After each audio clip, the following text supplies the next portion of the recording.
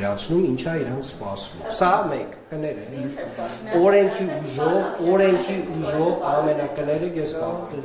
օրենքի ուժով ամենախիստ եւ ամենահնարավոր ամենախիստ պատիժն է իրանց սպասվում։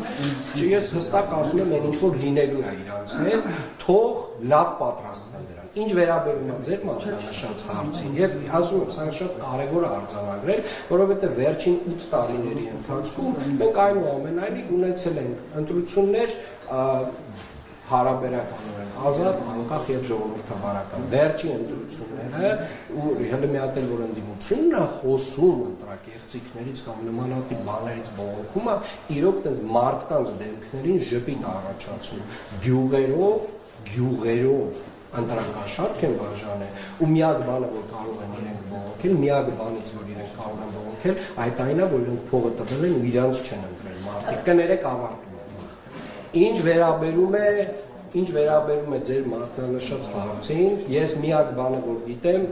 դա այն է, որ քաղաքացիական պայմանագիր կուսակցությունը ձեր ասած որոշման հետևանքով 1200-ից ավելի ձայն է կորցնում, բայց անկեղծ եմ ասում, նույնիսկ այդ դետալները ինձ հետաքրքիր չեն, որովհետև մի կարմիր գիծ է հատվել, մի ռուբիկոն է հատվել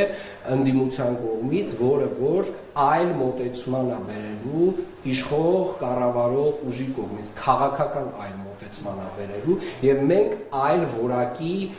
նոր մոդելի պետություն ենք դառնալու դրա հետևանքով։ Այդ կտեսնենք շուտ։ Իսկ որ այդ վերահաշկամետի չեղարկման արդյունքում, որը ըստ էության կարող է վճռովոչ լինել Բարգավաճ Հայաստանի համար։ Անկեղծ եմ ասում, ինձ նենց մեկ է։ Բարգավաճ Հայաստանը կանցնի, չի անցնի, ընտրակաշարք բաժանող Բարգավաճ Հայաստանները, ուժեղ Հայաստանները, չգիտեմ, Հայաստան դաշինքները առհասարակ մեր քաղաքական կյանքում տեղ չպետք է ունենան, այդ տեսակ ուժերը առհասարակ չպետք է լինեն մեր քաղաքական դաշտում, ընտրակաշարք բաժանողը, ընտրակեղծարարությամբ զբաղվողը Հայաստանի Հանրապետությունից պետք է արմատախիլ արվի։ Սա է քաղաքական դիրքորոշումը, մնացած դետալները բացարձակ հետաքրքիր չէ։ Նախկինում, երբ որ կրկին ընդդիմությունը այն ժամանակ քաղաքացիական պայմանագիրը խոսում էր կրկին ընտրություններից, ես մոտավորապես հիշում եմ, որ պարոն Փաշինյանը ասում էր ամեն դեպքում գումարը բաժանվում է, բայց ընտրատեղամասում ընտրողի քվեով ձևավորվում են ընտրությունների արդյունքներ։ Եվ դա համարում էր ավելի շատ քաղաքացու նաև պատասխանատվության կամ նաև քաղաքացու պատասխանատվության տիրույթում գտնվող հարց։ Ինչու 8 տարիների ընթացքում ձեզ չհաջողվեց կամ չեք համարում ձախողում, որ դուք չկարողացաք այդ հարցը լուծել, որ այսօր հիմա ընտրությունները այս Ես ձեր գնահատականի հետ համաձայն չեմ, որովհետև եթե դա լիներ, այսինքն ընտրակաշարքով ձևավորվող ընտրությունների արդյունքով ձևավորվող քաղաքական դաշտը լիներ նորմա, Հայաստանի Հանրապետությունում 2018 թվականին չէր տեղի ունենա ժողովրդական հեղափոխություն։ Հեղափոխությունը տեղի ունեցել մի պատճառով, որովհետև Հայաստանի Հանրապետությունում ընտրությունները կեղծվում էին ընտրակաշարքով, տարբեր մեթոդներով, եւ 2018 թվականից մինչ այսօր որևէ մեկը էականորեն չէր փորձել այդ ընտրակեղծարարության այս տեսակ ծավալը նույնպես իրականացնել։ Հիմա այդ փորձը կատարվել է, այդ ռուբիկոնը անցել են, այդ կարմիր գիծը հատել են եւ իրանք պատժվել են։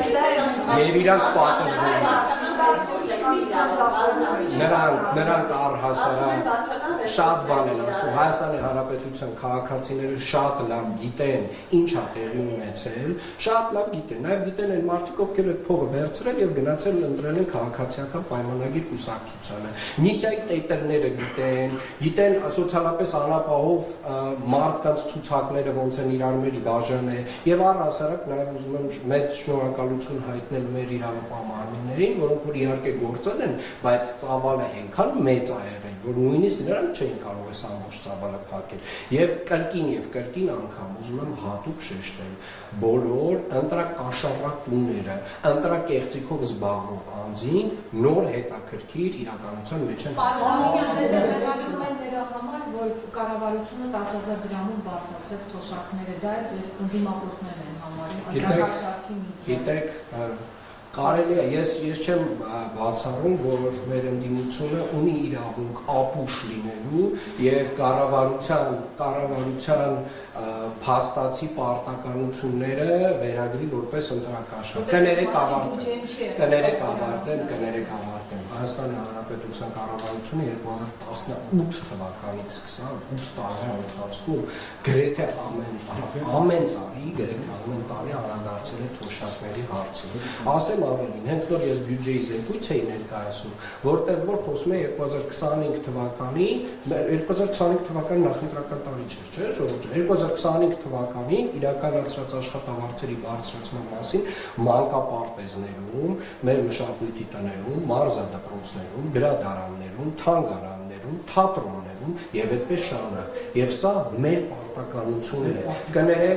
Կներեք, սա մեր պարտականությունն է եւ իրականում Հայաստանի ասեմ ավելին 2025 թվականին Երևանի քաղաքապետարանի բոլոր աշխատակիցները, ենթակարգ կառույցների բոլոր աշխատակիցները, կանաչապատման, ԵԱՍՄ աշխատակիցները ունեցել են առողջապահական ապահովագրություն։ Դե հիմա կարան գնահատեն, դրանից առաջ ասել էր թոշակառուն ինչ պետք է անի, որ 10,000 դրամով բարձրացնենք թոշակը, իսկ նախընտրական շրջանում բարձրացվեց խոսքը սրա մասին։ Ես գիտեմ մի բան, սա եղել է կառավարության հետևողական աշխատանքը, ամեն տարի է այս տեսակ աշխատանք իրականացվել եւ այս տեսակ աշխատանքը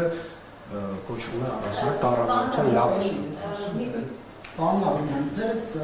էմոցիոնալ ելույթը, որ պետք է բոլոր ընտրակերտարարները, ընտրակերտարարները, ես ասեմ, պատժվեն, հետաքրքիր է, իշխանությունները ինչ են անում այս երկու անձնանցում, որ հակապոլիտիկայի կոմիտեն մեկ օրվա մեջ 4-5 վիդեո էր հրապարակում։ Ինչի համապատասխան քայլեր չձեռնարկվեցին, այդ ուժերի հետ կապված համապատասխան որոշումներ։ Ասեմ ինչի, գիտեք ինչի, որովհետև հետո էլ 5 տարի լացներ լինելու այդ ուժերի, որ մեզ ընտրապայքարից հանեցին։ Թող մնային ու այ հենց ասենց պետք է իրանք պարտվեին ընտրությունները, ընտրակաշառք բաժանելով պետք է պարտվեին, որ բերանները նույնիսկ լեզու չմնար։ Ու հիմա բերանները լեզու չի մնաց։ Եվ այո, նրանք պատժվելու են